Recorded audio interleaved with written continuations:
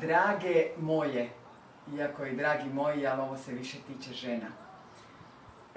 Nažalost su nas naučili krive definicije što znači njegovana žena, žena koja drži do sebe.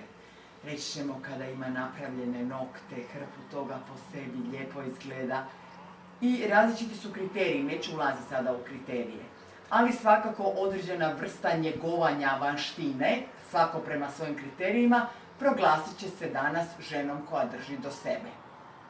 O ukusima sada u ovom trenutku neću, ta vanština govori o svakome od nas. Ali to su kao žene koje drže do sebe. Primijetila sam da postoji jedna velika skupina žena koja na takav način drži do sebe. Znači, bit će pic do najsitnijih detalja koje si ne možemo zamisliti i petkom i svetkom, a uopće ne drže do sebe u samopoštovanju.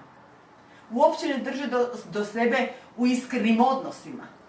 Uopće ne pospremaju svoju kuću da im duhovno bude čista, da unutra budu zdravi iskreni odnosi.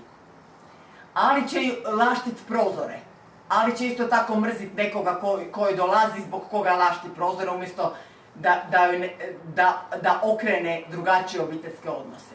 Ili da se možda suprotstavi nekome, da na takav način uloži u sebe umjesto da recimo ode na, dat ću primjer bez veze, ne znam, nokte, obrve, trepavice, da pače sve sa lijepom mjerom.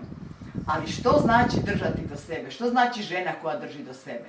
Žena koja ima stav, poštovanje, koja zna da su aduti žene dostojanstvo, granice, a opet bezgranično davanje onima koji poštuju te granice. Znači, prepoznajte oko sebe, u sebi i u svojima i opominjimo jedni druge da budemo žene koje drže do sebe na onaj ispravan, dubinski način, naravno i na ovaj drugi. Ali ne dajmo se zavarati time što znači prvenstveno držati do sebe, odnosno nemojmo držati do sebe samo na jedan način glancajući ljudsko.